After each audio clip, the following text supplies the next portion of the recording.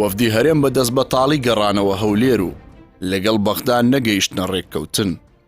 دوای 3 ڕۆژ گفتوگۆ لەگەڵ مستەفا کاظمی سەرۆک وەزیرانی عێراق و عەلی عەلاوی وەزیری دارایی عێراق، وەفدی حکوومەتی هەرێم بە سەرۆکایەتی قوبات تاالبانی لەبارەی موچە و نەوت نەگەیشتنە ڕێککەوتن.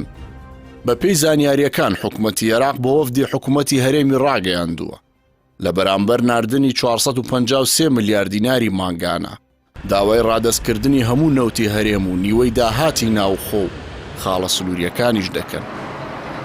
لە بەرامبەریشدا حکوومەتی هەرێم داوای کردووە بە ڕادەستکردنی هەموو نەوتی هەرێم و نیوەی داهاتی ناوخۆ و خاڵە سنووریەکان عێراق مانگانە 900 ملیار دینار بنێرێت. پێشنیازێکی دیکەی حکوومەتی هەرێم ئەوەیە ئامادەن 250,000 بەرمیلی نەوت و نیوەی داهات ڕادەست بکەن بەرامبەر 600 ملیار دینار. دوای چەندین دانیشتن هەردوو حکوومەتی عێراق و حکوومەتی هەرێم لە گفتوگۆکانیان نەگەیشتونەتە ڕێککەوتن و پێشنیازەکانی یەکتریان ڕەت کردوتەوە. هەر بەپێی زانیاریەکان لەبارەی دۆسیەی نەوت و ڕێککەوتن لەگەڵ بەغدا، پارتی دیموکراتی کوردستان کە سەرۆکایەتی حکوومەتی هەرێم دەکات بەسەر 2 بۆچووندا دابەش بووە.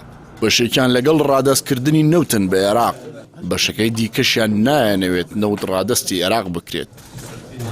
وەفدی حکوومەتی هەرێم لەگەڵ ئەوەی لە ڕێککەوتن لەگەڵ بەغدا شکستیان هێناوە، بەڵام ئامادەنین لە ڕاگەیەندراوێکدا ناوەڕۆکی گفتوگۆکانیان بە شەفافی بۆ خەڵکی کوردستان ڕوون بکەنەوە. پێشتریش وەزارەتی دارایی عێراق بڵاوی کردەوە لەمە دووە هیچ بڕەپارەیەکی دیکە بۆ هەرێم نانێرن تاوەکو لەگەڵ هەرێم لەسەر بودجەی نەوت نەگەنە ڕێککەوتن. ڕەتکردنەوەی داواکاریەکانی هەرێم لەلایەن بەغدا لە کاتێکدایە. پێشتر بەشێک لە پەرلەمانتارانی کورد لە بەغدا دەیان جار داوایان لە حکوومەتی هەرێم کردبوو لە ساڵی 2019 لەگەڵ عێراق ڕێک بکەوێت، بەڵام هەرێم ئامادە نەبووە. بەپێی یاسای بودجەی عێراق بۆ ساڵی 2019 ئەگەر حکوومەتی هەرێم 250,000 بەرمیل نەوتی ڕادەست بکردایە، بەپێی یاسای مانگانە 936 ملیار دینار بۆ هەرێم دەهات.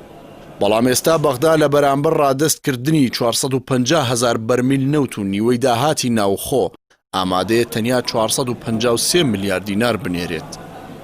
6 ساڵە هەردوو حکوومەتی عێراق و هەرێم لەسەر دۆسیەی نەوت کێشە کەوتوتە نێوانیان، بۆ هۆیشەوە فەرمانبەران و موچە خۆران بوونەتە قوربانی سەرەتا و کۆتایی.